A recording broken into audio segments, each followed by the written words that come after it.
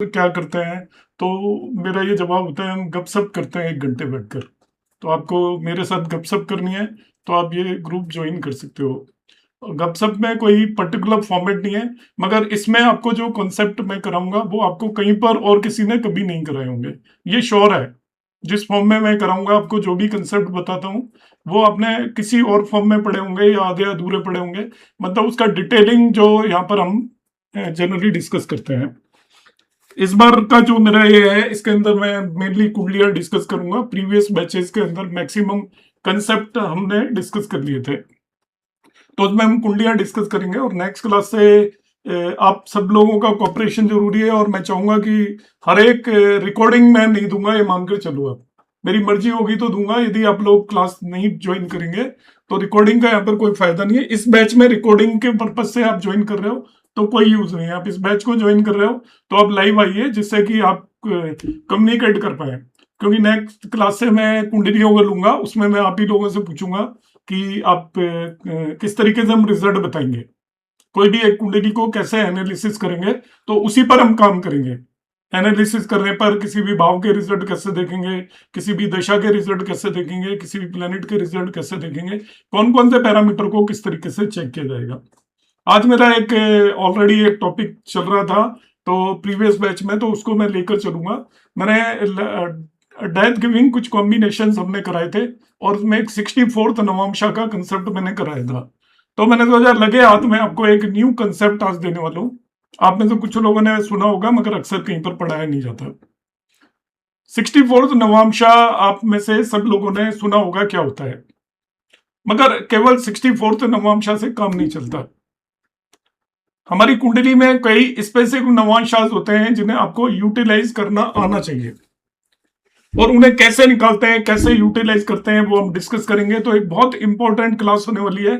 आपकी कुंडली की जो आप बिल्कुल अंदर तक की चीज जानना चाहते हो, जैसे हम किसी व्यक्ति के बारे में हम बोलते हैं ना कि मैं आपकी रग रग से वाकिफ हूं, जान जाते हैं। जो क्लोज होता है हस्बैंड वाइफ, तो दोनों एक दूसरे की रग रग से वाकिफ होते हैं। कहां पर झूठ बोलेगा, कहां पर गुस्सा करेगा, कहां पर क्या करेगा, कहां पर काम चोरी करेगा, सब जान जाते हैं। तो आप एक कुंडली की रग रग से वाकिफ होना चाहते हो, तो यहां पर हम नवांशा को यूटिलाइज करेंगे।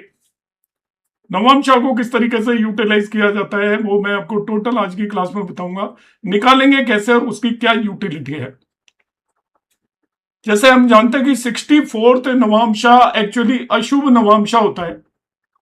64th नवांशा के अंदर उसका जो लॉर्ड है वो भी आपकी कुंडली में अशुभ माना जाता है, और वहां पर बैठे हुए प्लेनेट को भी अशुभ मानते हैं। वो अपनी दशा और अंतरदशाओं में आपको ट्रबल्स, प्रॉब्लम्स, फाइनेंशियल ट्रबल भी देगा, शारीरिक ट्रबल भी देगा, मेंटल ट्रबल भी देगा। उसकी जिम्मेदारी आपको ट्रबल देने की है 64th नवांशा लॉर्ड। एक पर्टिकुलर नवांशा के बारे में आप सभी लोग फेमिलियर हैं। तो सबसे पहला कंसेप्ट मैं आपको बताऊंगा कि आप किसी भी प्लेनेट्स के कार्यकत्वों में ट्रबल देखना चाहते हो, किसी भी प्लेनेट के कार्यकत्वों में, तो उससे 64th नवांशा फाइंड आउट कर लीजिए।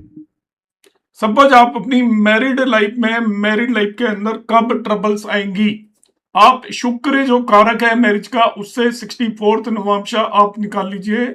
उससे 64th नवांशा में बैठे हुए प्लेनेट या उसके लॉर्ड की जब भी दशा अंतरदशा आएगी, वो आपकी मैरिड लाइफ के लिए आपको आर्थिक तौर पर, सामाजिक तौर पर, मानसिक तौर पर और शारीरिक तौर पर प्रॉब्लम देगा, यह निश्चित है।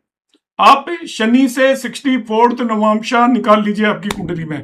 निकालते कैसे है वो मैं अभी आपको समझा दूंगा। शनि से 64वां नवांश, हर प्लेनेट से आप 64th नवांश निकाल सकते हो। हम जिस 64th नवांश की इन जनरल सब जगह पर बात करते हैं वो लग्न और चंद्रमा से बात करते हैं। लग्न से 64th नवांशा आपके शरीर को प्रॉब्लम देगा, लग्न से। और चंद्रमा से 64th नवांशा में बैठा हुआ ग्रह आपके मन को मेंटल प्रॉब्लम देगा। और प्रॉब्लम कौन सी देगा? आपको शारीरिक, मानसिक, आर्थिक, सभी तरीके की प्रॉब्लम वो देने में कैपेबल होता है। इसी तरीके से आपकी कुंडली के सभी प्लैनेटों के कार्यकत्व होते हैं, जो उनके नेचुरल कार्यकत्व हैं, उनके अंदर आपको ट्रबल्स मिलने वाली है। सपोज आपका मरकरी से 64th नवांशा में बैठे हुए ग्रह की दशा अंतरदशा आ गई, तो आप यदि कोई बिजनेस करते हो उसके अंदर आपको दिक्कत हो जाएगी। आप यदि कोई एजुकेशन कर रहे हो तो उसके अंदर या तो आपको ट्रबल्स आ जाएंगी या ब्रेक आ जाएंगे, और ये निश्चित होकर रहेगा। 64th नवांशा लॉर्ड और 64th नवांशा के अंदर बैठा हुआ प्लेनेट, इस चीज को हम केवल यूटिलाइज आप सब लोग करते हो, मगर आप करते हो ओनली केवल उसका अशुभ ये देखने के लिए कि हम बीमार तो नहीं हो जाएंगे या तकलीफ नहीं होती। मगर इंसान की लाइफ में बीमारी के अलावा भी बहुत बड़ी बड़ी प्रॉब्लम्स होती है। उन प्रॉब्लम को आप पिन पॉइंट करना चाहते हो, आप देखिएगा कि मैरिड लाइफ के अंदर ट्रबल्स की स्थिति कब आएगी। आप देखिए वहां से 64th नवांशा कैसे देखते हैं। अब सबसे पहले मैं इनका काउंटिंग बताऊंगा कैसे निकाला जाता है, फिर और एडवांस में बताऊंगा। आपको देखना है कि आपका एक्चुअली भाग्य आपका साथ देगा नहीं देगा, और देगा तो कब देगा, ये भी हम यहाँ पर इसी नवांशा कुंडली से सीखेंगे। भाग्य आपका कब साथ देगा, आपको ट्रबल्स कब आएंगी, कोर्ट केसेस कब लगेंगे, आपको डिस्प्यूट कब आने वाला है लाइफ के अंदर, ये भी आप नवांशा की हेल्प से फाइंड आउट करोगे। देखिए क्या है कि आपकी जो ओवरऑल कुंडली होती है, हर राशि को 9 हिस्सों में डिवाइड किया हुआ है। आपकी 12 राशि है, तो 12 12 9 जा 108 नवांशा होते हैं आपकी कुंडली में। टोटल 108 नवांशा है। ग्रह आपके पास केवल 9 है, देर आर ओनली 9 प्लैनेट्स, और नवांशा कितने 108। अब 108 जब ग्रहों को नवांशा कुंडली में रखोगे तो 108 में से केवल 9 के अंदर ग्रह होंगे, बाकी सब खाली पड़े होंगे। आपके 99 नवांशा में एक भी ग्रह नहीं होता। तब क्या है हमारे लिए आइडियल कंडीशन, क्या अच्छी स्थिति क्या है, जो अशुभ नवांशा है, जो जिनको हम जैसे 64th नवांशा बोलते हैं, उनमें कोई भी ग्रह नहीं बैठा हो तो वो बहुत अच्छी स्थिति होती है। हमें देखना आना चाहिए, वो मैं सिखाऊंगा। टोटल कितने नवांशा होते हैं 108। 108 नवांशा में आपके केवल 9 नवांशाओं के अंदर ग्रह बैठे होते हैं। तो आपका हो सकता है 64th नवांशा के अंदर कोई भी ग्रह बैठा ही ना हो, अशुभ नवांशा के अंदर कोई भी ग्रह बैठा ही ना हो। 46th नवांशा भी अशुभ होता है, नोट कर लीजिए आप। मैं वैसे बता रहा हूं कौन कौन से नवांशा अशुभ होते हैं। 64th हम यूटिलाइज करते हैं केवल, और उसका रीजन मैं बताऊंगा। 46th नवांशा भी अशुभ होता है, 64th नवांशा भी अशुभ होता है, और 100th नवांशा भी आपका अशुभ होता है। 100वां नवांशा होगा वो भी आपके लिए अशुभ होगा। और रीजन क्या है, आपकी कुंडली के जो अशुभ भाव है वो होता है छठा, कुंडली का अशुभ भाव होता है 8वां, कुंडली का अशुभ भाव होता है 12वां। छठा भाव आपको डेट डिस्प्यूट देता है, डिजीज देता है, बीमारी देगा, आपको ऋण रिपु रोग तीनों चीज आपका दे सकता है। 8वां भाव सबसे अनसर्टेन होता है, जिसको हम आपका रंध्र भाव बोलते हैं। सबसे ज्यादा सडनली अचानक ही आपकी जिंदगी के अंदर परेशानियां 8वां भाव को जिम्मेवारी दी गई है। और 12वां भाव आपका हर तरीके के लॉस को रिप्रेजेंट करता है, हर तरीके के नुकसान को रिप्रेजेंट करता है। तो देखिए नवांशा को हम किस तरीके से समझेंगे, ध्यान से पहले इसको समझेंगे, फिर हम इनकी यूटिलिटी देखेंगे। और हो सकता है एक क्लास में कवर नहीं होगा टॉपिक, तो मैं 2 क्लास में कवर करूंगा, मगर मैं आपको एक एक्सक्लूसिव टॉपिक करा रहा हूं, ध्यान रखिएगा। इट इज एक्सक्लूसिव टॉपिक है जो कि एडवांस एस्ट्रोलॉजी का है, मगर आपको ये एडवांस नहीं लगेगा, बिल्कुल सामान्य लगेगा, आप इसको यूटिलाइज करना। तो देखिए हम क्या करते हैं, आप इसको मैं स्क्रीन शेयर करूंगा, जरा 1 मिनट।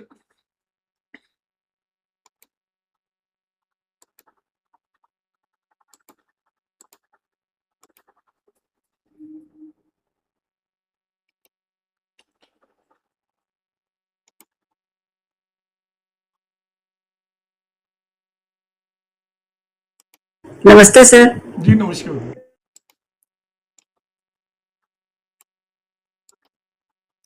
पहले हम इसको अंडरस्टैंड कर लेते हैं, इसके बाद मैं इसकी यूटिलिटी बताऊंगा। आप अपने चार्ट पर भी लगा के देखना इन सब चीजों को, और आपको एकदम अमेजिंग अमेजिंग रिजल्ट मिलेंगे। आप सोचोगे तो हमने कभी सोचा ही नहीं था। कई बार हम क्या करते हैं, प्रेडिक्शन कर रहे होते हैं नॉर्मल वे से, घटनाएं नजर ही नहीं आती क्यों हुई है।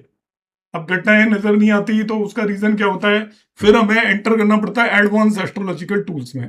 एडवांस एस्ट्रोलॉजिकल टूल्स में अब नवांशा को आप काउंट करते जाइए।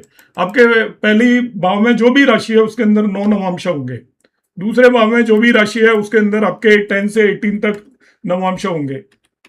तीसरे भाव में जो भी राशि है उसमें 19 से आपके वो 19 से लेकर 27 तक नवांश होंगे। अगली जो राशि है उसमें आपका 28 से लेकर 36 तक नवांश होंगे। अगली राशि है उसमें 37 से लेकर 45 तक नवांश होंगे। और ये आपको किसी सॉफ्टवेयर में कहीं नहीं मिलेगा, बिकॉज सॉफ्टवेयर में एडवांस एस्ट्रोलॉजी नहीं होती, ये एडवांस एस्ट्रोलॉजी बता रहा हूं मैं आपको। और ये 54 तक होंगे। यहां पर आपके होंगे 55 से लेकर 63rd, 99 लेते जाएंगे। यहां पर आपका 64 से लेकर 72, 72 से लेकर 80, 73 से लेकर 81 ये नवांश होंगे। 82 से लेकर 90, 91 से लेकर 98, 99 और ये आपका 100 से लेकर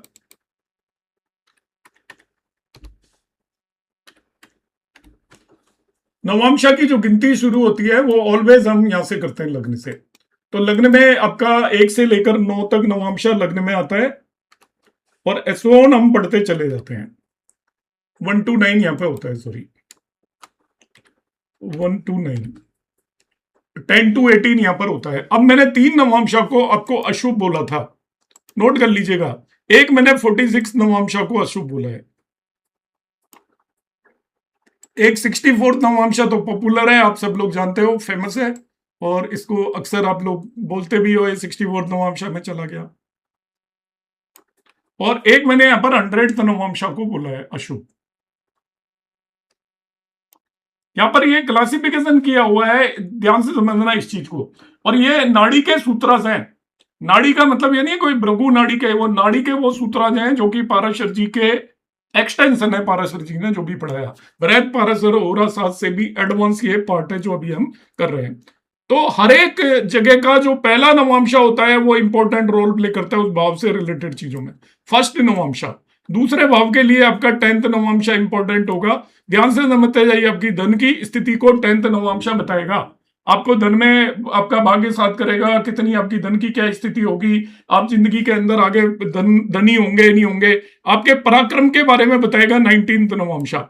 आपके जो सुख के बारे में बताएगा 28th नवांशा। आपकी जिंदगी के अंदर सुख होगा नहीं होगा, तकलीफ होगी, आपकी प्रॉपर्टी कितनी आप होंगी या प्रॉपर्टी से रिलेटेड आपकी लाइफ के अंदर डिस्प्यूट होंगे, 28th नवांशा बताएगा। आपका जो है लव अफेयर, संतान से रिलेटेड चीजों के बारे में 37th नवांशा बताएगा। और डेट डिस्प्यूट और इस तरीके की चीजों के बारे में आपका 46 नवांशा बताएगा। हालांकि ये भी बता पाएगा आपको कि आप कंपटीशन में सक्सेस होगी या नहीं होगी।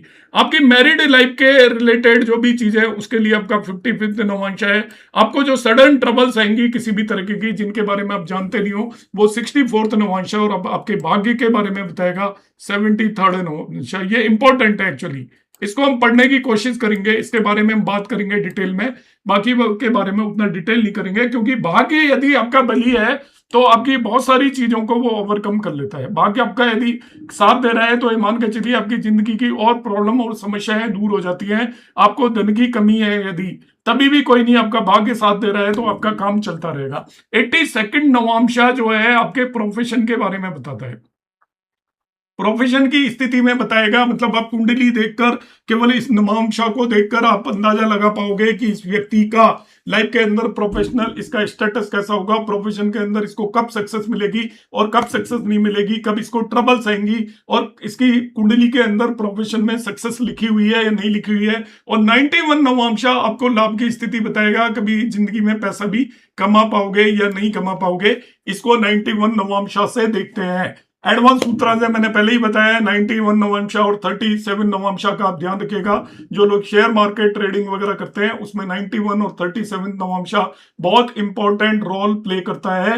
यहां पर मैं आपको थोड़ा सा इन सब चीजों का आइडिया दूंगा।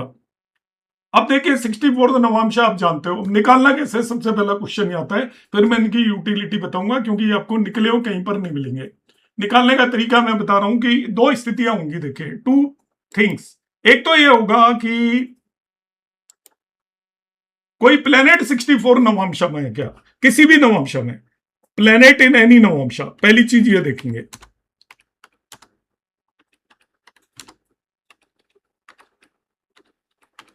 प्लेनेट ज्यादा इंपॉर्टेंट, बहुत इंपॉर्टेंट रोल प्ले करेगा किसी पर्टिकुलर नवांशा के अंदर प्लेनेट चला गया। और दूसरी स्थिति होगी आपका नवांशा लॉर्ड,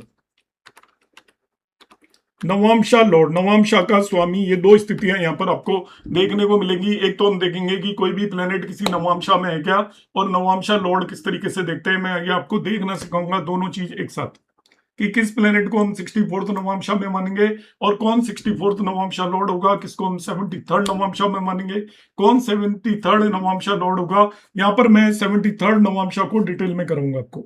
73rd नवांशा समझ, बाकी सबको ऐसे ही जाओगे आप।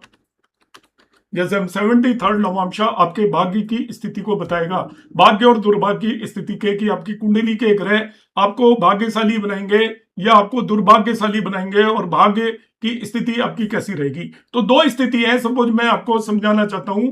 पहले 64 से समझा देता हूं, क्योंकि आप सब लोग 64th नवांशा से फेमिलियर हो अधिकतर। आपको दो चीजें देखनी है कि 64th नवांशा में कौन ग्रह बैठा हुआ है, और दूसरी स्थिति आपको देखनी है कि आपका 64th नवांशा लॉर्ड कौन है। दोनों के अलग अलग रोल है, ध्यान रखिएगा। जो प्लेनेट उस पर्टिकुलर नवांशा में बैठा होता है वो ज्यादा स्ट्रॉन्ग रोल प्ले करता है as compare to lord. Lord तो होगा ही हर केस में, और प्लेनेट हर केस में नहीं बैठा होगा। रीजन क्या है, यहां पर मैंने जो 108 नवांशा बताए हैं एक से लेकर, उनमें से केवल 9 नवांशाओं के अंदर प्लेनेट होंगे, बाकी के अंदर कोई भी प्लेनेट नहीं होगा। सपोज आपके फर्स्ट नवांशा में हो सकता है कोई ना हो, 10th में ना हो, 19th में ना हो, 28th में ना हो। आपके इंपॉर्टेंट नवांशा कौन से हो गए, यदि आपसे मैं पूछूं कि सबसे ज्यादा इंपॉर्टेंट नवांशा आपकी कुंडली के कौन से हैं, तो वो है first, 10th, 9, 28, 37, 46, 55, 64, 73rd, 82nd, 91st और 100th। हर एक भाव का पहला नवांशा, हर एक भाव का पहला नवांशा इंपॉर्टेंट रोल प्ले करता है। उस भाव का सारा बोझ वो लेकर चलेगा। यदि वो भाव अच्छा है तो उस नवांशा पर उस भाव के सारे अच्छे परिणाम देने की जिम्मेवारी है, और बुरा है तो उसी नवांशा पर उस भाव के सारे खराब परिणाम आपको देने की जिम्मेवारी है। जैसे 64th नवांशा में जो ग्रह बैठा है वो आपकी ट्रबल्स, मतलब परेशानियों का कारण होगा, और वो नहीं है तो उसका लॉर्ड, दोनों ही परेशानियों के कारण आपके होंगे। 46th नवांशा का जो लॉर्ड होगा, 46 नवांशा में जो ग्रह बैठा है वो आपको डेट, डिस्प्यूट और डिजीज का कारक होगा।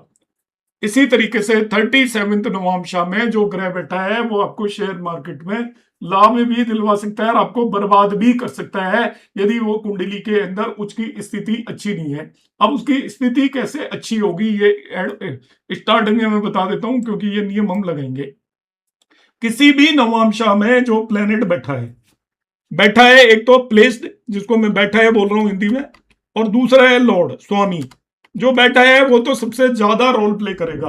अधिकतर नवांशाओं में कोई नहीं बैठा होगा, ध्यान रखना, क्योंकि 108 नवांशा में से केवल 9 में प्लेनेट होंगे, बाकी सब खाली होंगे। तो बैठे हुए प्लेनेट आपको बहुत कम मिलेंगे।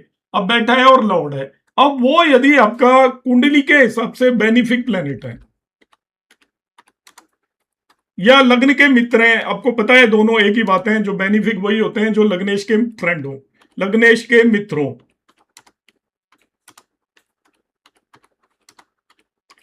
और षडबल में बली हो।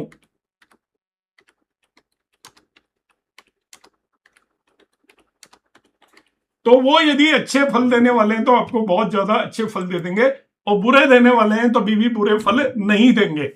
मतलब ये प्लेनेट आपका बुरा नहीं करेंगे, चाहे वो 64th नवांशा लॉर्ड हो जाए, चाहे 46 नवांशा लॉर्ड हो जाए, या 100 नवांशा लॉर्ड हो जाए, तभी भी आपका बुरा नहीं करेंगे। मगर यदि 73rd नवांशा लॉर्ड हो गए तो आपका भला बहुत अच्छी तरीके से कर जाएंगे।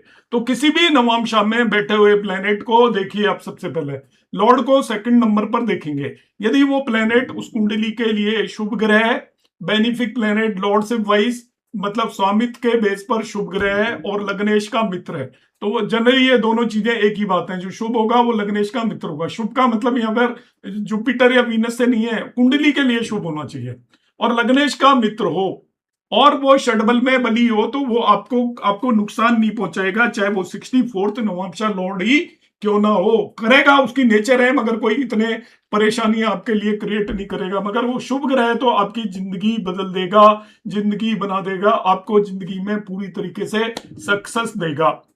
अब यहां पर देखिए, जो नेगेटिव हम प्लेनेट जनरली इनमें जो सबसे खराब, हम बाकी को जनरली हम स्टडी नहीं करते, बाकी को हम नहीं तो फर्स्ट को करते हैं, नहीं 10th को करते हैं। हम दो जिन पर सबसे ज्यादा जोर देते हैं वो देते हैं हम। हमारा क्या होता है, हमारी टेंडेंसी होती है, हम नेगेटिव चीजों को देखते रहते हैं, उनको ढूंढते रहते हैं। लोग खुश होते हैं मारक को देखकर, सेकंड लॉर्ड हो गया, सेवंथ लॉर्ड हो गया।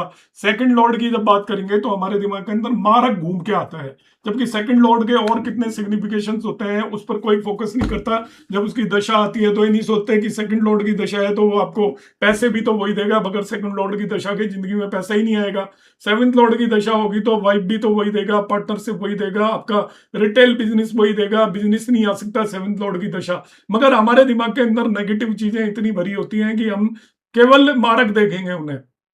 फिर आपका 64th नवांशा लॉर्ड तो आपका नेगेटिव होता ही है, मगर आज तक आपको किसी ने पॉजिटिव 73rd नवांशा के बारे में नहीं बताया होगा कि भाई 73rd भी नवांशा होता है, उसका भी तो कोई रोल होता है। 64th को ही क्यों पकड़कर चल रहे हैं? क्योंकि एस्ट्रोलॉजर्स की और हम लोगों की टेंडेंसी होती है दूसरे व्यक्ति को डरा भर देना, क्योंकि डराते हैं तो वो फिर डरेगा तो वो हमसे कुछ रेमेडी मांगेगा, रेमेडी मांगेगा तो फिर वो हमारा जो भी चार्जेस है, हमारा बिल बढ़ता जाएगा डॉक्टर साहब का, तो डॉक्टर साहब का बिल बढ़ेगा तो वो वही चीज बताएंगे जिसमें बिल बढ़ता है। मगर वो चीज हम कभी बताने की कोशिश नहीं करते कि आपकी जिंदगी के अंदर ये समय पर बहुत पॉजिटिव आने वाला है, तो उस चीज पर मैं फोकस करूंगा। और पहले कैसे निकालते हैं, क्या मीनिंग है, दो क्वेश्चनों के आंसर ध्यान से सुनिएगा।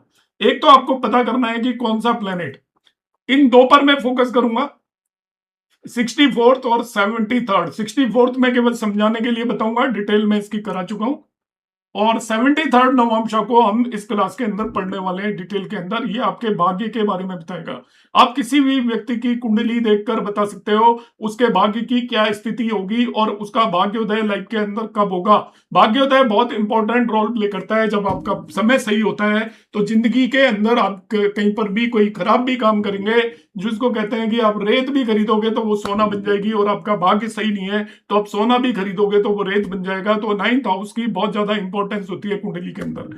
9th हाउस की इतनी इंपॉर्टेंस होती है कि पुराने जमाने में जब कुंडली मिलान किया करते थे तो वो 9th हाउस लड़की का देखते थे कि उसका भाग्य कैसा है, तो उसका भाग्य सही होता था तो उन बाकी सारी चीजों को, वो नेगेटिव चीजों को देखते ही नहीं थे। भाग्य अच्छा है इसका मतलब वो फिर जहां पर भी जाएगी वहां पर वो अपना अच्छा भाग्य लेकर जाएगी, जिससे धन दान और उस परिवार के अंदर वृद्धि होगी। बाकी सब नेगेटिव चीजों को वो छोड़ देते थे और 9th हाउस को देखते थे, इतनी ज्यादा इंपॉर्टेंस थी। अब मैं आपको दो चीजें सबसे पहले बताऊंगा कि आपका कोई भी प्लेनेट किसी नवांशा में बैठा है वो कैसे डिसाइड करेंगे। एनी प्लेनेट, लॉर्ड डिसाइड करने में कुछ भी नहीं है, प्लेस्ड इन 64th नवांशा।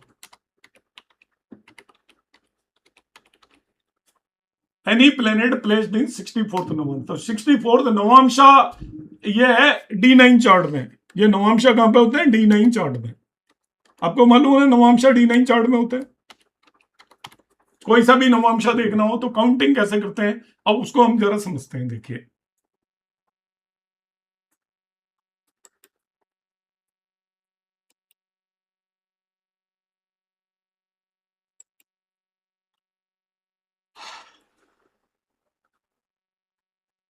एक दूसरा चार्ट बना लेते हैं हम।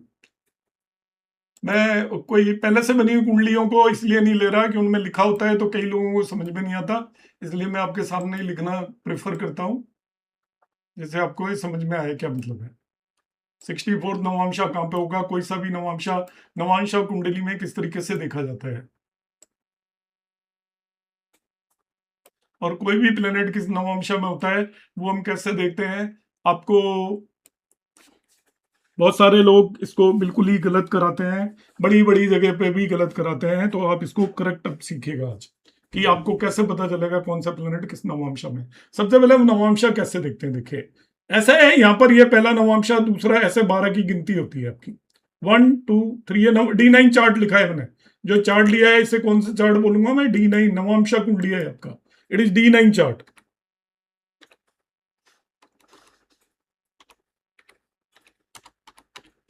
It is navamsa chart, navamsa kundli है। इसके अंदर हम क्या करते हैं, ये आपका पहला नवांशा होता है। अब यहां से गिनते जाइए, फर्स्ट नवांशा है तो 1 2 3 4 5 6 7 8 9 10 11 12, 12 नवांशा यहां पर पूरे हो गए। फिर 13वां फिर यहां पर आएगा, फर्स्ट नवांशा यहां पर था, फिर 13वां फिर यहां पर आएगा, और 12 की गिनती पूरी कर लीजिए, 24 यहां पर हो गए। फिर 25वां यहां पर आएगा, 26 27 28 29 30 31 32 33 34 35 36 यहां पर पूरे हुए। 12 की टेबल ले लीजिए। इसके बाद यहां पर 37 आएगा आपका, 37 हो गया। इसके बाद 12 की टेबल हम लेंगे, वहां पर 48 वहां पर खत्म हो गया तो 49 आएगा। फिर यहां पर 60 खत्म हो गया तो 61 आएगा। फिर यहां पर आपका 12 की टेबल में 72 खत्म हुआ तो यहां पर 73 आएगा। फिर यहां 12 की टेबल में 84 खत्म हो गया तो यहां पर 85वां नवांशा आएगा। फिर 12 की टेबल में आगे बढ़ते जाइए, यहां पर आपका 96 खत्म हो गया तो 97 नवांशा आएगा। फिर यहां पर आप जाओगे तो 90 हो गया, बस यही आएंगे आपके।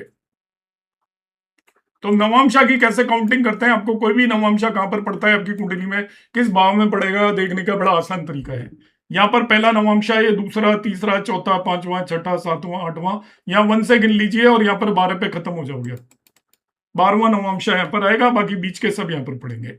ऐसे ही 13 यहां से शुरू हुए, 13 से 24 यहां पर जाएगा। आपको सपोज 17वां नवांशा चाहिए तो 13 14 15 16 17वां यहां पर आएगा। 17वां गिनना है तो आपको इस तरीके से आप निकाल सकते हो।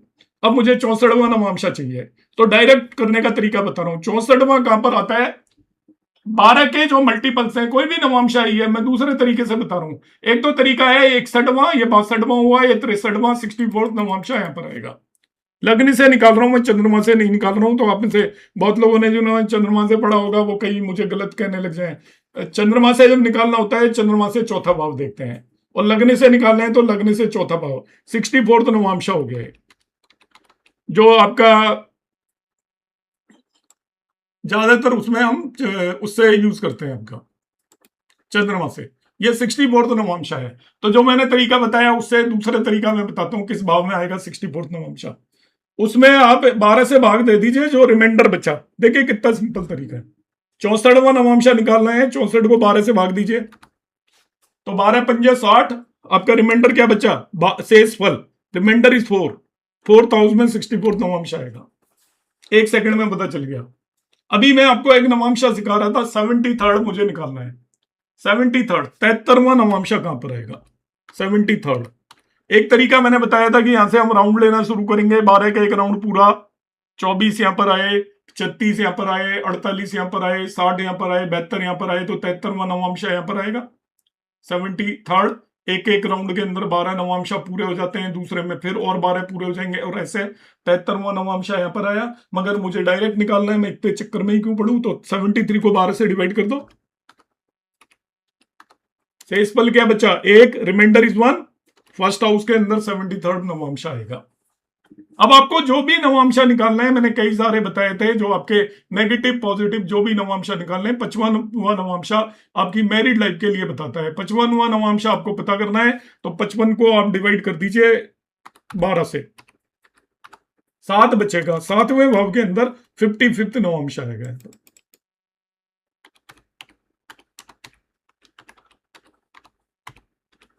इस जगह पर 55th नवांशा होगा। अब मैं आपको 1 मिनट अपॉर्चुनिटी दे रहा हूं, ये चीज आपको, आपकी क्लास बेकार हो जाएगी यदि ये समझ में नहीं आया। ये यदि किसी को नहीं समझ में आया तो वो अपना हैंड रेस करे।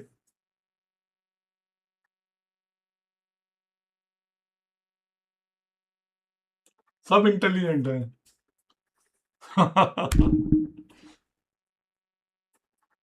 सबको समझ में आ गया, very good.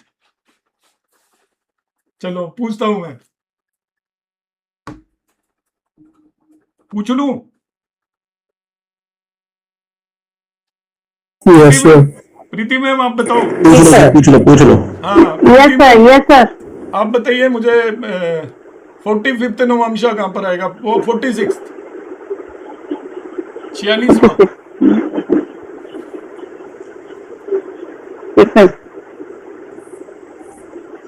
Sir 10th house में आएगा। Very good. 12 से डिवाइड कर दीजिए, रिमाइंडर बचा 10th हाउस के अंदर। जी ये सर। आपको एक कंसेप्ट आई होप सभी को क्लियर हो गया है। किसने हैंड रेज किया? हितेश जी, हाँ बताइए हितेश जी। सर अगर 73वां नवांश की आपने बात की, उसे हमने 12 से डिवाइड किया तो एक रिमाइंडर आया, तो आप कहें कि फर्स्ट हाउस में पड़ेगा। हाँ, लग्न में। वैसे वो तो 9th हाउस में आता है। नहीं नहीं, D9 चार्ट तो में कहां पर पड़ेगा? अच्छा D9 है। ये ओके ओके। D9 में ही तो नवांशा देख रहे हैं हम। D1 में तो मैं ठीक बता ठीक चुका आपको, लॉजिक बता चुका कि ठीक 73rd ठीक। नवांशा का मतलब 9th हाउस का पहला नवांशा है D1 चार्ट का। मगर वो D9 में किस जगह पर जाएगा उसकी इंपॉर्टेंस है। Done done done.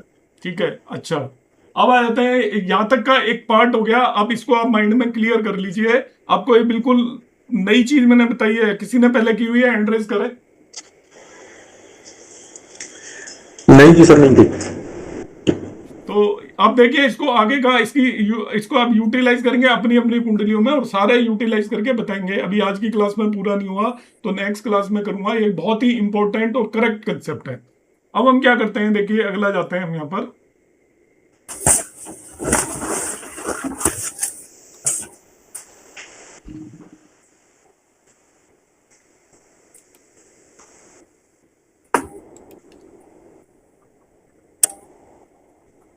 अच्छा, एक चीज बताइए, अभी यदि आपको कहा जाए कि कोई भी प्लेनेट 64th नवांशा में बैठा है तो किस तरीके से देखते हैं? कोई हैंड रेज करेगा?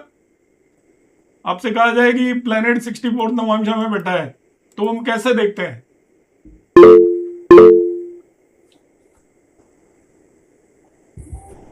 हाँ नितिन, आप बताओ। सर वो फिर कुंडली के हिसाब से देखेंगे, अगर वो बेनिफिट चलो एक मिनट में 64 नवांशा आप कह रहे हो कुंडली के हिसाब से, मैं कुंडली शेयर करता हूँ।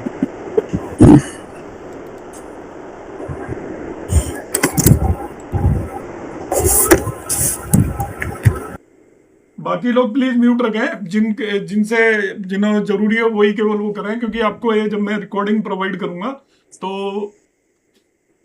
आपको गूं गूं गूं की आवाज आएगी। तो आपकी बात पूरी होते ही उसको म्यूट कर लें।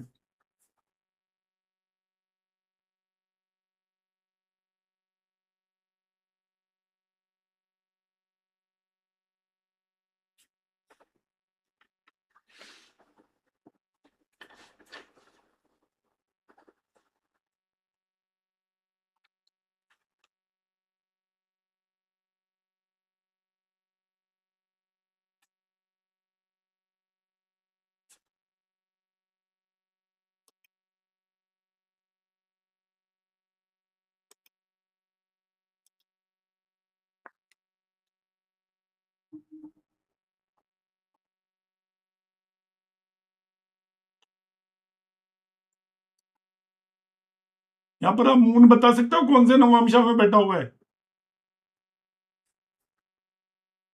एक मिनट रुको जरा।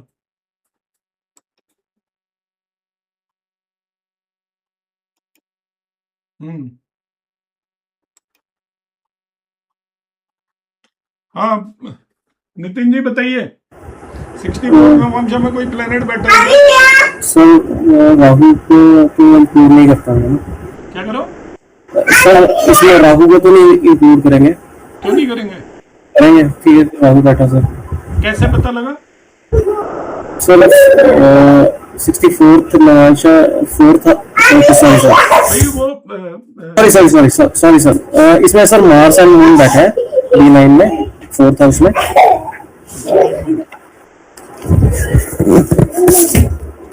रश्मि मैम आप बताइए, हाँ जी सर। ये जो बोल रहे हैं वो सही है क्या?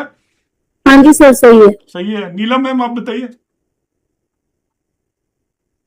सर ये चंद्र और मंगल बैठे हैं 4th हाउस में, लेकिन उसके साथ D1 में भी वो लग्न से 8th हाउस में होना चाहिए। Very good very good very good madam ने बिल्कुल करेक्ट ये बताया है। इस चीज का आप ध्यान रखना कि आपको 64th नवांशा का मतलब बैठने का मतलब D9 में जिसे आप 64th नवांश बैठे हो वहां पर जो प्लेनेट बैठा हुआ है, नीला मैम ने जो बताया है वही कंसेप्ट आपको याद रखना है कि जो D9 में वो जिस जगह को आप 64th नवांशा बोल रहे हो वहां पर प्लेनेट बैठा हुआ है, उसको तभी हम 64th नवांशा में बैठा हुआ मानेंगे जब वो D1 में 8th हाउस में बैठा हो। 8th हाउस का जो फर्स्ट नवांशा है वो 64th नवांशा होता है। तो देखिए किसी भी नवांशा में प्लेनेट को बैठा हुआ कब मानेंगे, उसके दो नियम है और इन नियमों को आप नोट कर लो, क्योंकि इसका अलग ही मैं प्रोवाइड करूंगा 73rd का, पर इसको नोट कर लीजिएगा। देखिए planet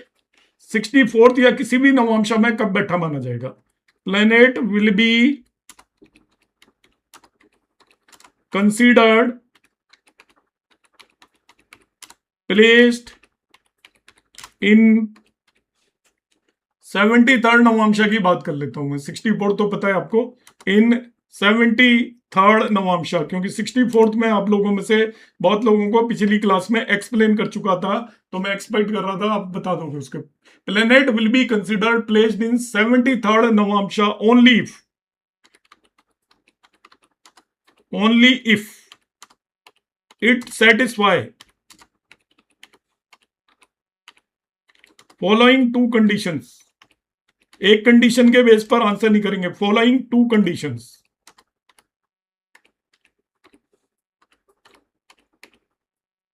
out of which first condition is,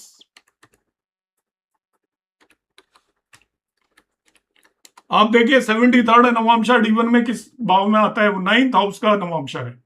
ठीक है, सपोज 64th देखते तो वो 8th हाउस का नवांशा था, 55th देखते तो वो 7th हाउस का नवांशा था। तो पहली कंडीशन ये है कि वो प्लेनेट आपके उस हाउस में बैठा होना चाहिए D1 में जिसका ये नवांशा है। तो 73rd नवांशा D1 के 9th हाउस का नवांशा है, तो planet should be placed in 9th house of D1। Planet should be placed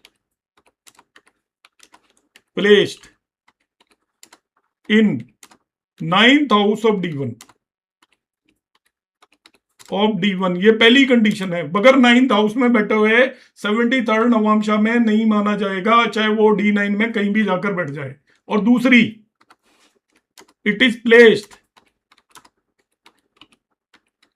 in लग्ना ऑफ D9। लग्ना क्यों लिया है मैंने पे, क्योंकि लग्ना में 73rd नवांशा आता है D9 में।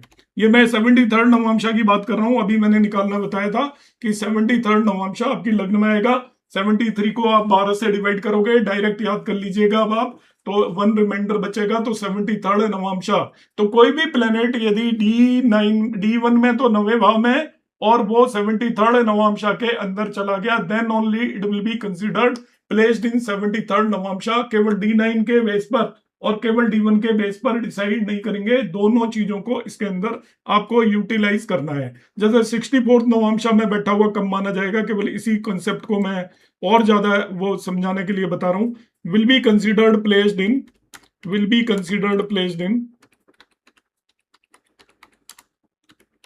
इन 64th नवांशा if placed in, पहली condition 8th house of D1, first condition हो गई। Second condition, placed in 4th house of D9। मतलब क्या हुआ नटसेल में, आप 64th नवांशा दोनों जगह पर डिसाइड करिए कहां पर है। Decide the given नवांशा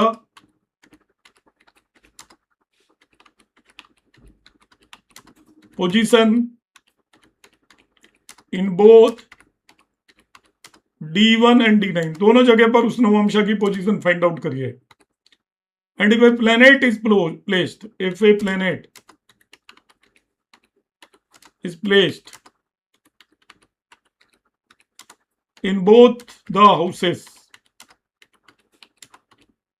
both the houses का मतलब D1 में जो हाउस आ रहा है वहां पर भी प्लेस्ड हो और D9 में जो हाउस आ रहा है वहां पर भी वो प्लेस्ड हो, तभी इसको उस पर्टिकुलर नवांशा में बैठा हुआ मानेंगे। तो इसको ना ही केवल D1 के बेस पर डिसाइड करेंगे और ना ही केवल इसको हम D9 के बेस पर डिसाइड करेंगे। इसको आपको दोनों को यूटिलाइज करना पड़ेगा। सबसे पहले हम देखेंगे आपका 64th नवांशा की जो कंडीशन D1 में कहां पर होता है, मतलब 8वां भाव, और D9 में कहां पर होता है, वो लगने से चौथा। तो D1 के 8वें भाव में और D9 में लगने से चौथे में बैठा होगा, तभी 64th नवांशा में माना जाएगा, अदरवाइज नहीं माना जाएगा। इसी तरीके से 73rd नवांशा में प्लेनेट माना जाएगा जब वो आपके D1 चार्ट के 9वें भाव में हो और D9 चार्ट की लगने के अंदर बैठा हुआ हो, देन ओनली।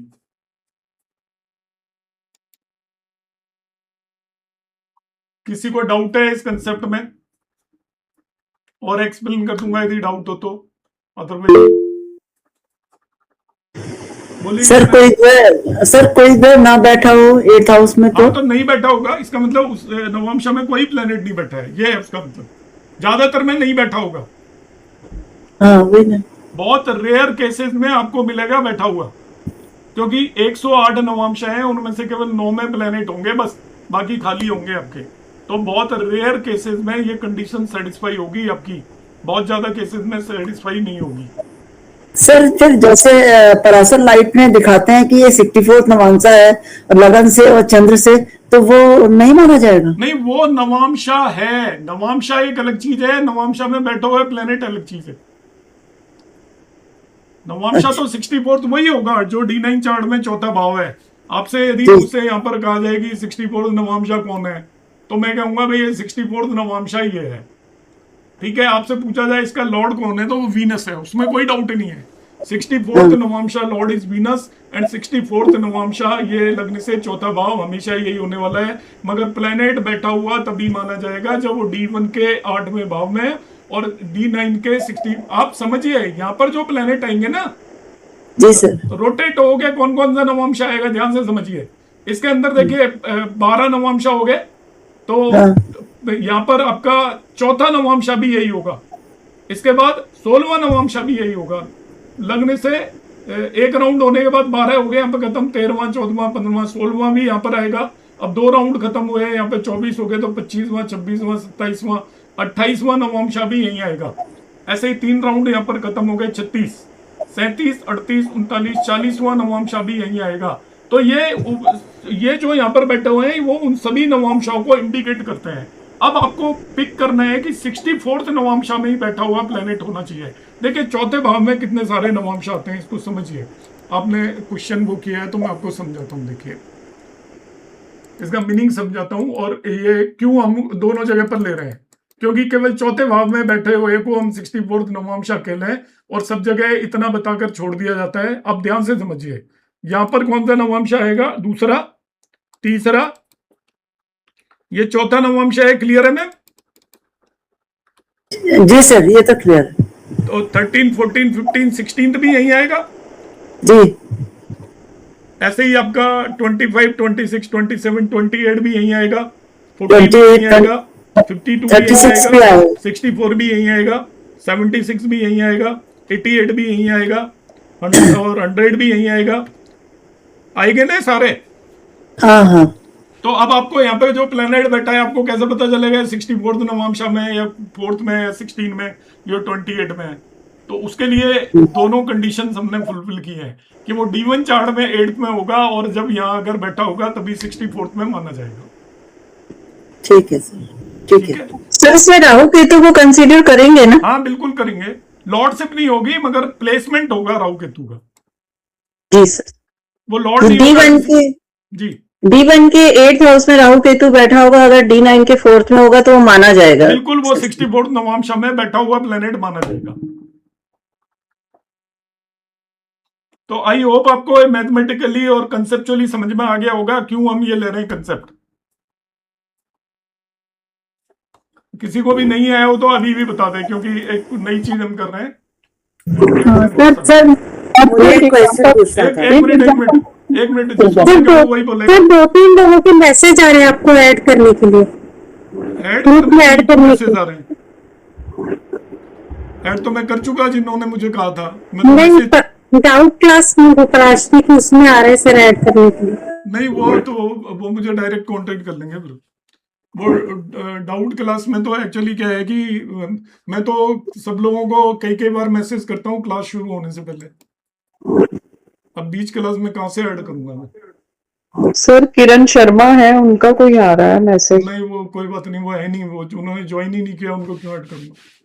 जिन्होंने ज्वाइन किया वो सारे एडेड हैं, बाकी हम देख लेंगे बाद में, उसको आप रहने दो। अब वैसे कोई डाउट है जी? सर मुझे क्वेश्चन था, हाँ, ये बोलिए। जैसे हम लोग फर्स्ट नवांशा सेकेंड नवांशा जो कंसिडर कर रहे हैं, तो उसमें हम लोग उसकी डिग्रीज जैसे 3 डिग्रीज 20 मिनट्स कंसिडर करेंगे? ये तो कंडीशंस तो हो गई, location and respective house in D1 and D9, but degree के लिए कंसिडर करेंगे फॉर दैट प्लैनेट? नहीं मैडम, वो तो आप D9 चार्ट बनाते टाइम हम कंसीडर कर लेते हैं, बने बनाए चार्ट हैं उसके बाद बात कर रहा हूँ मैं। वो तो सब आप कंसीडर करते ही हो ना, D9 चार्ट बनाते हो जब। हाँ जी। तो D9 चार्ट बन चुका है उसके बाद की बात कर रहा हूँ मैं। D9 तो बना बनाया है ना मेरे पास अभी। भाई चार्ट तो ऑलरेडी है ना हमारे पास D9। हाँ जी ये तो है सर, बट जैसे मून की स्पेसिफिक डिग्रीज है, जैसे इसमें 13 डिग्रीज 56 मिनट्स है। मैडम उसी बेस पर तो इसको रखा गया है कि 4th हाउस में मून तभी तो आया 2 साइन में। अच्छा, तो मतलब डिग्रीज कंसिडर नहीं करनी, जस्ट लोकेशन पहले से ही हो चुकी है जब D9 बनाया है। ठीक है सर, ठीक है, ओके सर। सर इसको गुड इवनिंग सर इसको एक और एग्जांपल से समझ सकते हैं क्या? बता देते हैं, कोई बात नहीं। जैसे कि सुख के लिए अगर हमको देखना है 28 नवांशा देखना है, उसको कौन अगर बोल आप रहे हैं? सर उमेश बोल रहा हूँ। हाँ, आप क्या पूछना चाह रहे हैं बताएं। सर एक और एग्जांपल से हम लोग समझ सकते हैं क्या? मैं एक एक एग्जांपल और एग्जांपल से बता देता हूँ, कोई दिक्कत नहीं है। नीला मैम आप क्या पूछ रहे हैं? सर हम ये बोल सकते हैं कि ये लग्न से 64 है, हमको चंद्र से निकालना है तो वो चंद्र से चंद्रमा से लिखना 4 चले जाएंगे, फिर वो हाँ, चंद्रमा से हाँ, काउंट कर लेंगे। हाँ वो इम्पोर्टेंट है, इसलिए हम यहाँ पे चंद्रमा को यूटिलाइज नहीं करेंगे। जातक परिजात में चंद्रमा यूटिलाइज किया हुआ है, पाराशर जी ने लग्न से ही यूटिलाइज किया हुआ है, तो प्रैक्टिकल पर्पस के लिए दोनों कर सकता हूँ, मगर मैं केवल यहाँ पर 64th नवांशा नहीं एक्सप्लेन करूंगा। यहाँ पर एक्चुअली जो मेरा मेन ऑब्जेक्टिव है 73rd नवांशा एक्सप्लेन करना है। ये कैसे निकालना है ये बताना जरूरी है, क्योंकि आपको मैन्युअली निकालना पड़ेगा, कहीं मिलेगा नहीं।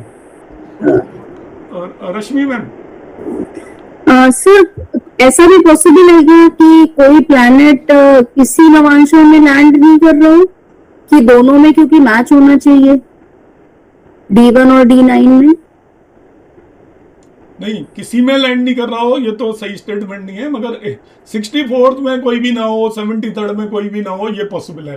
किसी न किसी नवांशा में तो जाएगा ही प्लेनेट। अब अच्छा, और तो जैसे अभी हमने जो अभी कुंडली आपने दिखाई थी, उसमें मून का अब हमें डायरेक्टली अगर जानना है कि वो 64th में नहीं है, लेकिन वो किस में है, तो हमें कैसे पता चलेगा? वो नहीं वो हम पता कर सकते हैं, पर वो आपको उसका क्यों पता करना है कि वो किस में है? वो तो मैंने अभी आपको तरीका बताया था ना, आप डिग्री से देखते जाइए उसकी कितनी डिग्री है। अच्छा ठीक है। डिग्री से आपको, पर आप हर एक प्लेनेट को कौन से नवांश में वो देखने का आपको कोई यूज नहीं है। आप जिस चीज को यूटिलाइज कर रहे हो उस चीज को आप चेक कर लीजिए कि आप 64th नवांशा को, जैसे मैंने बताया कि आप सब नवांशाओं को तो हम यूज करेंगे नहीं, वरना तो फुल्ली एनालिसिस करते रह जाएंगे। जो इंपॉर्टेंट है उन्हें हमें देखना है। जैसे मैंने 64th बताया, 73rd बताया, इन दोनों की यूटिलिटी है, तो उन्हें यहाँ पर देखना हम सीख जाते हैं। जी ठीक है। आशुतोष जी जोड़िए परम। अभी तो जैसे गुरु जी आपने कहा था कि ग्रह के अगेंस्ट कोई भी हम 64 नमाज देखेंगे, वो अभी आगे पढ़ेंगे ना कि वो दिक्कत पैदा करेगा जब उसके समय आएगा। नहीं वो ग्रह से भी आप यहीं पे देख सकते हो, मैं बता रहा हूँ। देखिए हाँ वो बता दीजिए प्लीज। ग्रह से भी देखना है तो कोई वो इशू नहीं है, उसको लग्न बना लो ग्रह को। अच्छा D1 को लग्न बना के उस ग्रह का वहां से देखना, ग्रह को लग्न बना लीजिए, बस ऐसे ही देखा जाता है। चंद्रमा से भी जैसे आपको चाहिए जुपिटर से 64th नवांशा, डायरेक्ट तरीका, जुपिटर से चौथा भाव, ये 64th नवांशा है। ठीक है भाई, समझ गया समझ गया। किसी भी प्लेनेट से चौथा भाव 64th नवांशा है। ठीक है, आपको मून से 64th नवांशा चाहिए तो आप मून को देख लीजिए, यहाँ पर D9 में कहाँ बैठा है, तो उससे 1 2 3 4 ये 64th नवांशा हो गया। वही तरीका है, मून से आप गिनना शुरू कर दीजिए। यहाँ पर हो गया आपका 1 2 3 4 5 6 7, मतलब मून से 64 चाहिए तो आप 64 को 12 से डिवाइड करिए, 4 रिमाइंडर बचा, तो मून से 4th हाउस, दैट्स ऑल। और इसकी दशा अंतर दशा हमें दिक्कत पैदा करेगी उस ग्रह मतलब के लिए। मून से रिलेटेड, हाँ ये मेंटल हाँ प्रॉब्लम पर्टिकुलर, अब जी जी जी। मैरिड लाइफ में देखना है तो शुक्र से 4th नवांशा देख लीजिएगा। शुक्र से 4th नवांशा में 11 साइन है, 11 साइन का मतलब उसका लॉर्ड हो गया सैटर्न, तो वो आपको दिक्कत प्रॉब्लम कर सकती है। और यहाँ पर ये ध्यान होना चाहिए, यदि प्लेनेट बैठा हुआ है वो भी देखना है। तो अब मैं तरीका बता देता हूँ, इन्होंने भी पूछा था और रिपीट कर देता हूँ इसको एक बार, हाउ टू चेक इट। ये मैंने यहाँ पर रूल लिखा था, इसको मैं फिर एक बार रिपीट कर देता हूँ, देखिए।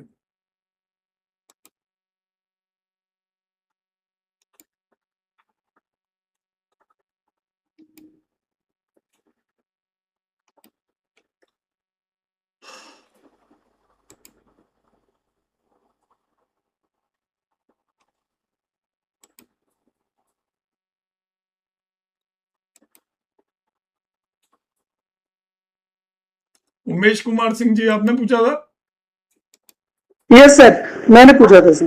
क्या क्वेश्चन था एग्जैक्टली आपका, बताओ।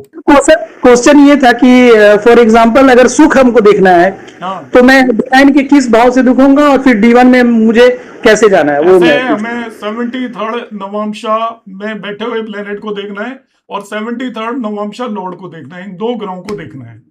अब यहाँ पर मैं आपको देखना सिखाता हूँ, आपको स्क्रीन पे कुंडली दिख रही है, यस सर। तो यहाँ पर 9th हाउस में कोई प्लेनेट बैठा है क्या? No sir. तो 73rd नवांशा में कोई प्लेनेट हो ही नहीं सकता, ओके। क्योंकि D1 में के 9th हाउस में भी तो होना चाहिए प्लेनेट उसी को, यस सर, यस सर। और यहाँ पे भी नहीं बैठा, लग्न में भी। हाँ, तो इनके 73rd नवांशा में कोई भी ग्रह नहीं बैठा हुआ है। Is it clear? Okay sir. अब सपोज 55th नवांशा में देखना है मुझे, किस में देखना है? 55th में। 50-50। 55th नवांशा कहाँ आएगा? यहाँ पर आएगा। Yes sir. यहाँ 7। पे तो 3 ग्रह बैठे हुए हैं। Yes sir. यहाँ पर 55th कहाँ पर आएगा? 7वें भाव में।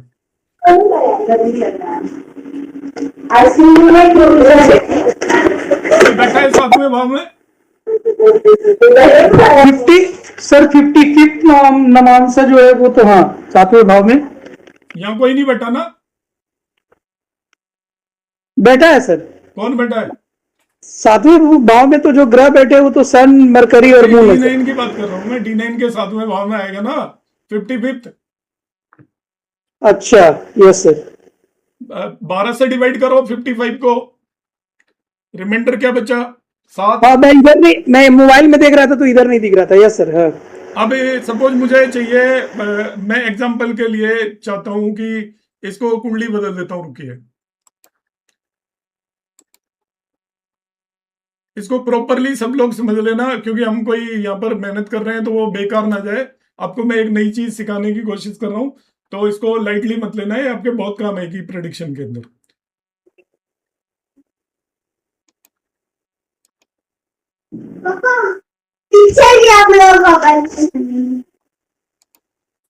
हाँ, अभी आप देखिए यहाँ पर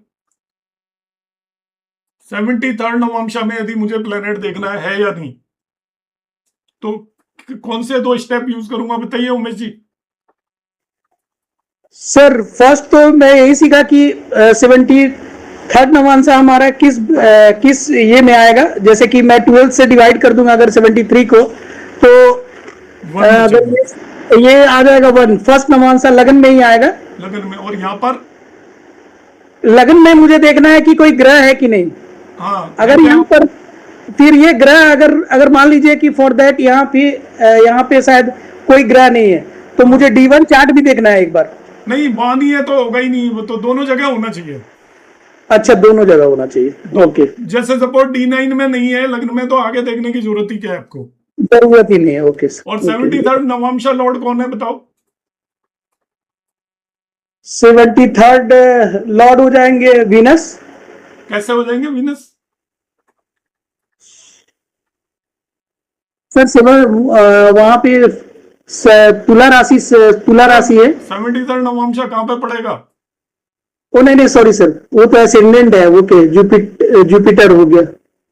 जुपिटर हो गया। मार्स हो गया, Mars right. Sir Mars mobile में देख रहे हैं ना, तो बहुत छोटे छोटे D1 में देख लो। डिफर में देखिए, मार्स हो गया सर, अच्छा 1 नंबर। ओके ठीक है, अब क्लियर है आपको? यस सर, अब क्लियर है। और कोई भी है जिसे क्लियर ना हो? हाँ सर, प्रॉब्लम है थोड़ा। जी नीलम मैम बताएं। सपोज डी आपने जैसे बताया D1 में 8th हाउस में 64 से लेकर 72 नवांशा आते हैं। तो एक कोई प्लैनेट का degrees if it is 20 degrees, फिर नवांशा में वो 4th हाउस में कैसे आता है? नहीं वो तो फिर D9 चार्ट बनाना आना चाहिए, वो एक अलग इशू है। अब हम बने बनाए D9 चार्ट को पढ़ रहे हैं। अब D9 चार्ट बनाओगे तो उससे आपको कौन सा प्लेनेट कहाँ जाएगा वो पता चल जाएगा। आपको D9 चार्ट बनाना आता है क्या? जी देखकर बना सकती हूँ। तो D9 चार्ट आप बनाएंगे तो वो आपका सॉर्ट आउट हो जाएगा। अभी आप उसको हम अलग से ले लेंगे। अभी यहाँ पर जो बने बनाए चार्ट में आपको कोई दिक्कत है क्या, वो बताइए।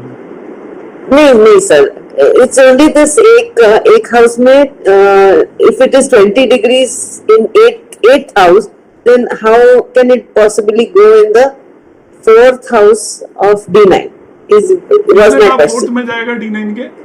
कौन सी चीज, मतलब किस केस में पूछ रहे हो आप? कितने भी डिग्री का जा सकता है मैम, वो किस राशि में उस पर डिपेंड करता है। अच्छा, राशि के, हाँ नवंशा की लग्न क्या है इस पर डिपेंड करता है। Okay sir. कोई भी प्लेनेट कहीं भी किसी भी भाव में जा सकता है, कोई वो नहीं है restriction. Okay, because of the लग्न। D9 चार्ट की पहले लग्न डिसाइड की जाती है और लग्न डिसाइड होने के बाद फिर हम सारी चीजें डिसाइड करते हैं। Okay, got it, thank you. तो नटसेल में देखिए, अब मैं ब्रीफ में सर ये बस, जी सर बताइए। ये मैं समझ रही सर, ये जैसे आपने बस ये बोला कि मुझे जाना है 64 नवांशा देखना है, तो मुझे 8th हाउस देखना है, फिर उसके बाद मुझे D9 में चला जाना है। D9 में मुझे उसका 4th हाउस पे देख लेना है कि वो 4th हाउस पे वही है कि नहीं। बस बिल्कुल बिल्कुल बस यही है ना सर, बिल्कुल वो अलग अलग हो रहा है ना, तो मैं भी कंफ्यूज हो रही हूँ सर। जी। वंदना मैम। हाँ जी, प्रणाम सर। मैं जहां तक समझी हूँ वो यही कि हमें ये पूरे हाउसेस में 9 की टेबल को चला देना है और उसके बाद जो नवांशा देखना है उसको 12 से डिवाइड करके जो रिमाइंडर आएगा बस वो वहां पकड़ा जाएगा, यही है ना? जी ठीक है sir, thank you. Sant Kumar ji.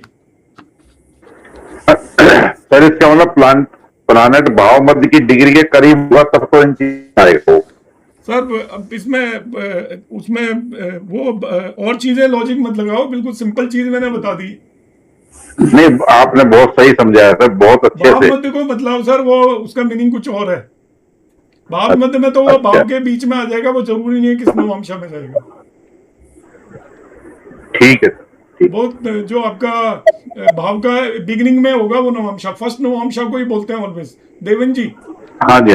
Sir वो क्वेश्चन है कि मानो 64 नवमास में प्लेनेट भी है अलग, मानो मार्स है और उसका लॉर्ड जुपिटर बन रहा है, तो हमको रिजल्ट के लिए मार्स और जुपिटर दोनों का देखना चाहिए। रिजल्ट की अब मैं बात करूंगा, पहले एक पोर्शन हमारा खत्म हो गया, अब दूसरे पोर्शन में हम रिजल्ट की बात करेंगे।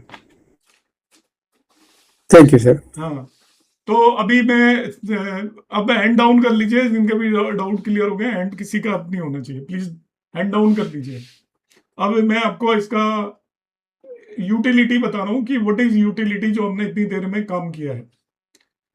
64th नवांशा पर मैं डिस्कस नहीं करूंगा, मैं 73rd नवांशा की बात करने वाला हूँ आज की क्लास में।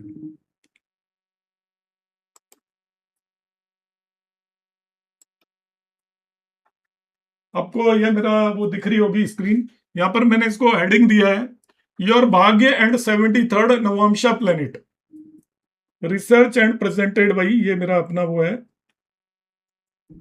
ये चीज मैं आपको एक्सप्लेन कर चुका हूं, वर्बली फिर रिपीट कर देता हूं। जो आपको जिन चीजों पर पॉइंट को कंसीडर करना है, planet sitting in 73rd navamsa and lord of 73rd navamsa, ये सबको निकालना आ चुका है आपको। किस तरीके से निकालते हैं हम इसे? Point two consider. A planet sitting in 73rd Navamsha is the lord of the trine or Kendra and the friend of ascendant lord. Then the planet signify strong luck. यदि आपके 73rd नवमशा में बाय द वे कोई ग्रह बैठा हुआ है, by the way कोई भी ग्रह बैठा हुआ है, अक्सर बैठा हुआ नहीं मिलेगा मगर बाय द वे मिला हुआ है, और वो यदि केंद्रीय त्रिकोण का स्वामी है और असेंडेंट का फ्रेंड है, तो वो इंडिकेट करता है कि आपका स्ट्रॉन्ग लक होगा। पहली चीज तो ये इंडिकेट करता है।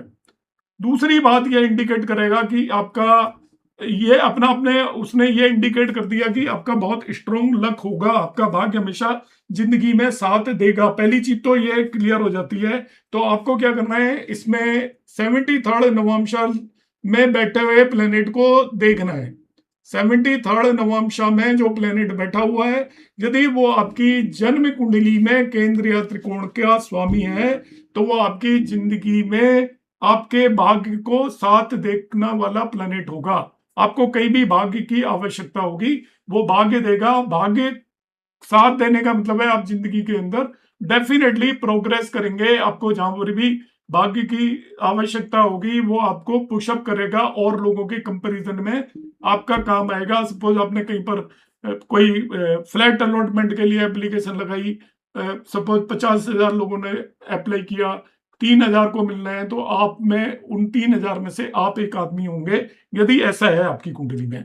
इसके विपरीत if the planet sitting 73rd नवमशा में यदि 6, 8, 12th हाउसेस का लॉर्ड और असेंडेंट का लग्नेश का शत्रु आ जाए, तो वो आपके मिस फॉर्च्यून को इंडिकेट करता है।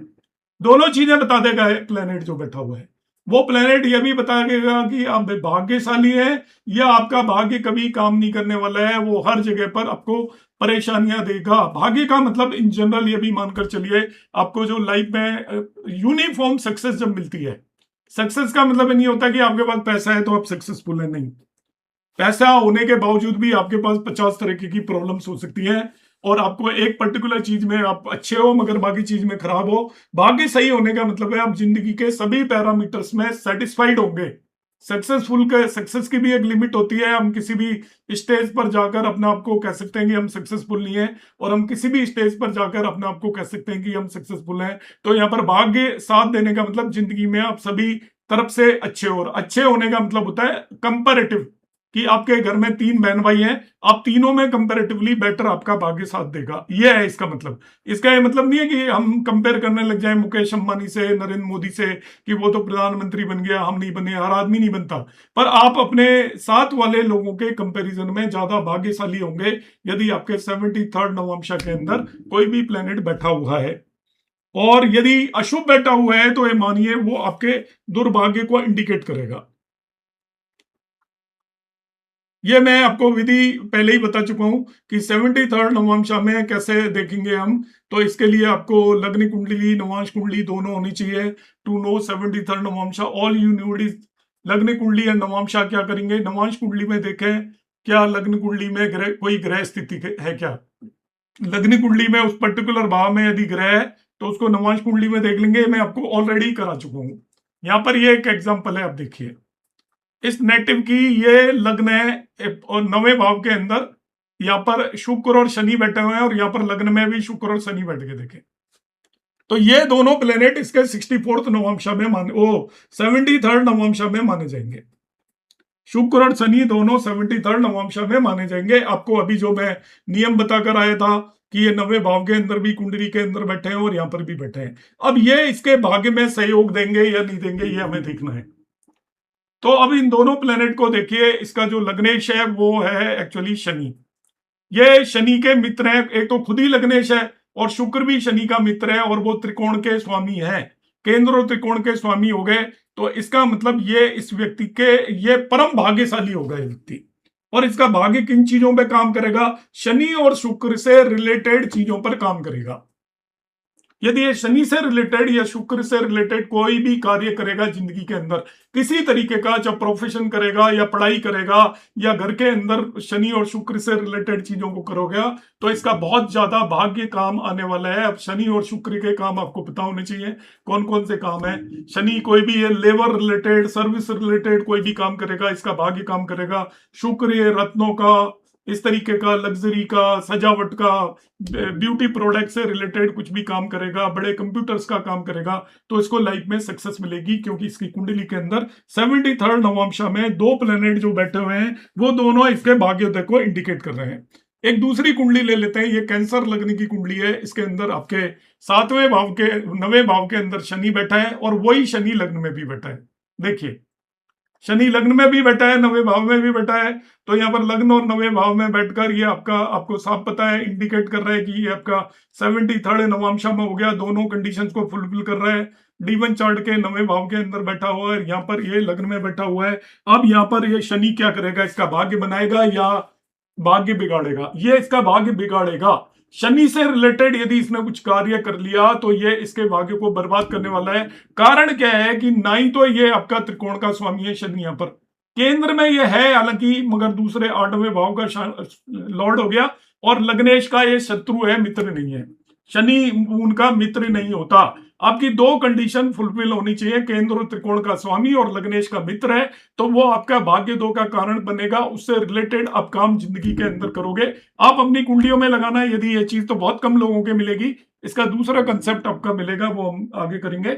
अब एक और एग्जाम्पल बताता हूं मैं यहाँ पर। मैंने ये वर्गो लग्न की एक कुंडली ली हुई है आपके सामने, और वर्गो लग्न की कुंडली के 5वें यहाँ 9वें भाव के अंदर केतु बैठाया हुआ है, और इधर लग्न में भी केतु हो गया। अभी आप पूछ रहे थे ना राहु केतु को लेंगे क्या, तो ये 9वें भाव के अंदर केतु है और यहाँ पर लग्न में भी केतु हो गया। तो ये केतु आपका 73rd नवांशा के अंदर बैठा हुआ है। इसके भाग्य को केतु निर्धारित करेगा। अब आप कहोगे केतु का हम कैसे पता करें कि ये आपका शुभ होगा नहीं होगा, लग्नेश का मित्र होगा नहीं होगा? केतु के केस में आप केतु का डिस्पोजिटर देख लीजिए बस। केतु के केस में केतु का डिस्पोजिटर यहाँ पर आपका वीनस है, और वीनस आपका बुध का मित्र होता है। वीनस आपका यहाँ पर बुध का मित्र है, और ये यहाँ पर जिस भाव में बैठा होता है उस भाव के लॉर्ड की तरह काम करता है केतु। तो केतु 9th लॉर्ड की तरह काम कर रहा है। इसका डिस्पोजिटर वीनस के बुध का मित्र है, इसके लग्नेश का।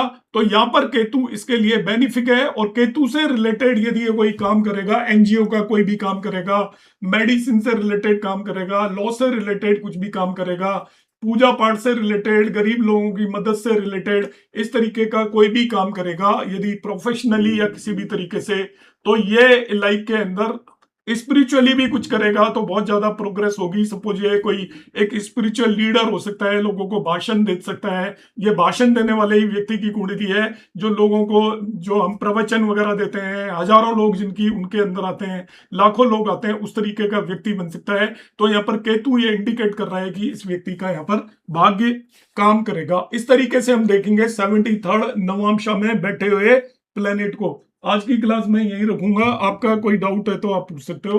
नेक्स्ट क्लास में मैं इस पर थोड़ा सा और टाइम लूंगा।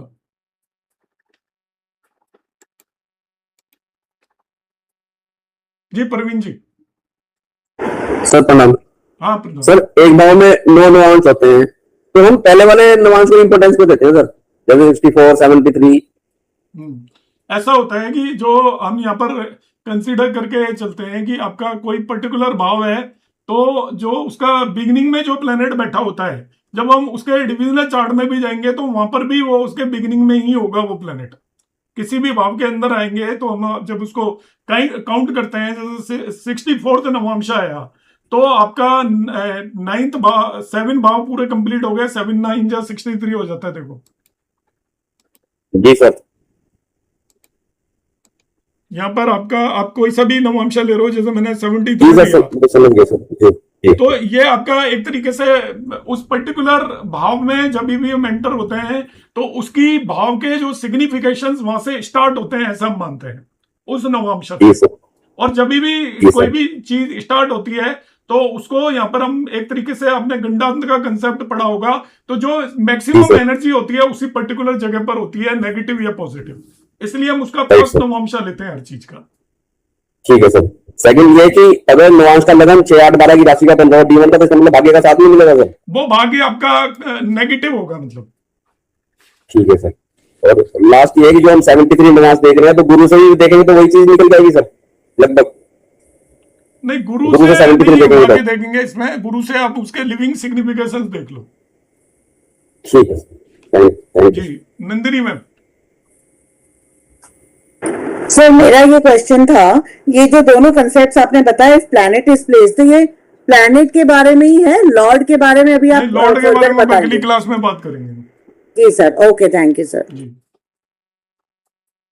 ओके, एंड करते हैं आज की क्लास। सभी को नमस्कार।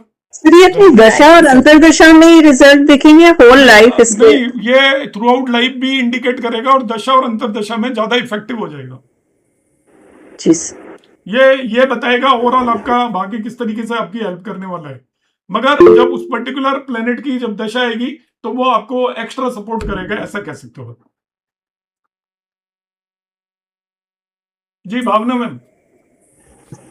सर मार्स के क्या सिग्निफिकेशन हो सकते हैं भाग्योदय के लिए, जैसे मार्स अगर बनना हो सर? यंगर ब्रदर के थ्रू आपका वो हो सकता है, या मार्स से रिलेटेड कुछ भी काम कर लेते हो, कि आप यूनिफॉर्म से रिलेटेड कोई भी काम करते हो, या आप कोई जिम वगैरह बना लेते हो, बॉडी बिल्डिंग वगैरह कर लेते हो उसके थ्रू, स्पोर्ट्स में चले जाते हो उसके थ्रू, या आप किसी पुलिस या आर्मी इससे रिलेटेड कोई काम करते हो जिसमें अथॉरिटी हो, उससे रिलेटेड आप काम करते हो, या भाग्य आपका अपना आप ही उसी डायरेक्शन में आपको ले जाएगा।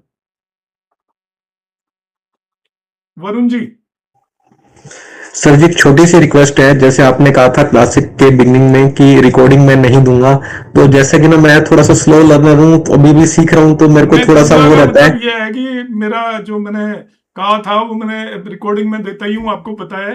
पर इन क्लासेस में यदि हम कम्युनिकेटिव रखें, आप लोग आओगे क्लास में तो नहीं सर, मैं तो 100% रखता ही हूँ, बट वो थोड़ा ये है कि जैसे कभी कुछ मिस हो जाता है मैं दे दूंगा। पर मैं इसलिए बोल रहा हूँ कि इनको कोर्सेज में क्या होता है कि बहुत सारे लोग शुरू में ज्वाइन करते हैं, इसके बाद वो सोचते हैं रिकॉर्डिंग तो मिल ही जाती है तो क्लास में आने की जरूरत नहीं है। ये हमारा जो ये कोई इसका फ्रेमवर्क नहीं है जो हम ये कोर्स कर रहे हैं। तो इसमें आप और हम लोग कम्युनिकेट आपस में करेंगे तो उसमें ज्यादा सीखने को मिलेगा।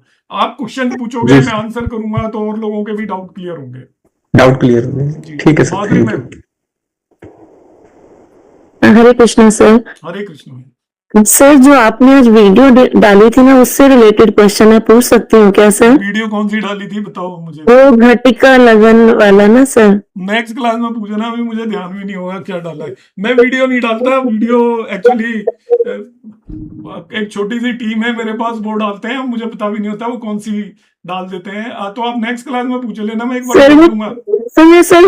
सर छोटा सा क्वेश्चन है सर, ये सर जैसे आपने बताया था ना आरूढ़ लगन वगैरह हमें खुद निकालें तो ज्यादा ठीक रहता है रिजल्ट उसका।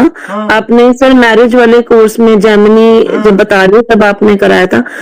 तो सर आपने उस वीडियो में ये बताया हुआ है कि ज्योतिष ऐप में हमें मिल जाएगा घटिका लगन। मिल जाता है घटिका लगन। हाँ जी सर, मेरा क्वेश्चन ये है कि सर आरूढ़ लगन वगैरह मैंने देखा जो आपने सिखाया था उससे अलग ही निकल के आ रहा है ज्योतिष ऐप में, तो वो बात आपकी सही है कि वो कई बार मैच नहीं करता। तो सर घटिका लगन जो ज्योतिष ऐप बता रहा है वो करेक्ट होगा? आरूढ़ में नियम अलग है। आरूढ़ वगैरह के लिए जेमिनी के जो है ना, जेमिनी में वो यूनिफॉर्मिटी नहीं है। अलग अलग जो लोग हैं वो अलग अलग तरीके से सारी चीजों को डिफाइन करते हैं। तो आपकी आरूढ़ लग्न डिपेंड करती है उसका लग्न लॉर्ड कहाँ पर बैठा हुआ है। तो वो बनारस में उसके कुछ अलग नियम यूज करते हैं, केएन राव कुछ अलग नियम यूज करते हैं, बीबी रमन अलग नियम यूज करते हैं, संजय रथ अलग नियम यूज करते हैं। इसलिए जो जेमिनी की लग्न और जेमिनी की दशा है आपको मैन्युअली कैलकुलेट करनी आनी चाहिए यदि आप यूज कर रहे हैं तो घटिका लगन जो ज्योतिष ऐप बता रहा है वो करेक्ट होगा? घटिका लग्न में यूनिफॉर्मिटी है, वो एक कैलकुलेशन बेस्ड है, तो घटिका लग्न आपको सेम मिलेगी हर जगह। जी सर, बस यही पूछना था सर। Thank you sir. जी आशुतोष जी। सर मैंने पहला क्लास नहीं किया था 64 नवांशा वाला, अगर वीडियो मिल जाए तो बढ़िया रहेगा सर।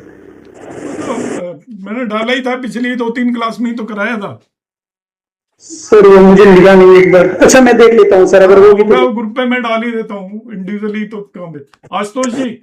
जी प्रश्न ये था, अगर हमारे क्या नाम है 93 भाव में कोई भी ग्रह नहीं है, लेकिन 73वें नवांश में हम ये देखते हैं उसका जो भी स्वामी बनेगा उसके अकॉर्डिंग हम कह सकते हैं भाग्य हमारा होगा। हाँ बिल्कुल बिल्कुल बिल्कुल बिल्कुल, क्योंकि ग्रह कोई नहीं है तब तो एक ही ऑप्शन है हमारे पास। स्वामी डिसाइड करेगा, मगर उसकी इंटेंसिटी कम होगी। जी जी जी बिल्कुल। प्लेनेट बैठा है तो उसकी तो बहुत ज्यादा इंटेंसिटी होगी, ऐसा मान के चलिए वो आपको 100 रिजल्ट दे रहा है तो लॉर्ड केवल 30-40 देगा बस।